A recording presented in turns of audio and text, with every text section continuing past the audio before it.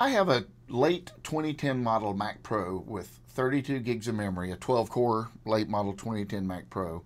And you know, we're always looking for more speed. So this is what I've done to try to get faster throughput for video editing. I'm going to go in and select a target drive, and I've got these three Mac 1, 2, and 3 are 2 terabyte Platter drives that came with the computer, 7200 RPM. And then I took a 6G Mercury Otherworld Computing half terabyte solid state drive from my MacBook Pro and installed it in the 4th drive bay. Now, even though I've got 6G here, that's what the drive is, but the fact that it's placed inside the drive bay, there's only 3G bandwidth. So 6G drive performing at a 3G bandwidth. Now, that's going to be better access than the Platter drives. But I wanted, Otherworld Computing guided me to something that was faster with more throughput. So I bought one of their half terabyte Excelsior boards. And this sets right in a PCI Express slot. And it's supposed to give me 6G bandwidth. So what I thought I would do real quick is let's pick one of the drives. And let's go in and use our Blackmagic disk speed test. And let's map the drives and just see what the throughput is on 5 gigabyte file. So this gives us an idea 72.6 megabits per second, right? And then there's the read. So, and I can let this run for a while and it stays pretty consistent.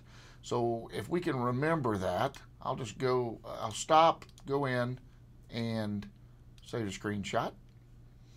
And I'll move that over here out of the way. And so I can compare those later. Let's go back in. Now let's select the solid state drive with a 3G sitting in the regular drive bay, supposed to be at 3G speed. So let's pick that. And last time we had the 72. Let's see what we get this time. Okay, so about 3 times the throughput in write mode. And actually it dropped back down. So this gives us an idea what the solid state drive, even at 3G in a regular drive bay, has tremendous advantage over Platter drives. And these are, again, these are 2 terabyte Platter drives that I had installed when I bought the late 2010 Mac Pro, and they're 7200 RPM. So let's go ahead and stop that. I'm going to go ahead and save a screenshot for that.